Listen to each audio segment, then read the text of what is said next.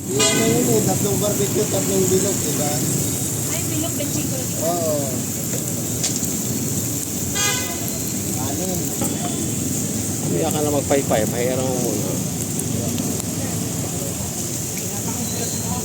Pinakomplit ko nga. Hindi kayo mata natitinig eh.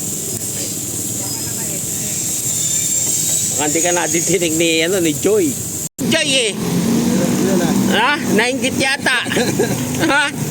Pwede naman siya samahan sa ano, dyan sa malapit. Hindi ka na naiintindihan ni Joy. Nainggit yata eh. Ano? Ha?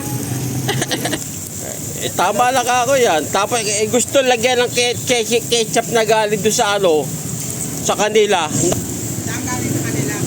Hindi, yung ginamit nila sa bibig nila, kahit na sabi ko, ayaw ko kako. Gusto nyo kako, iuwi nyo sa bahay, kayo na lang kako maglagay.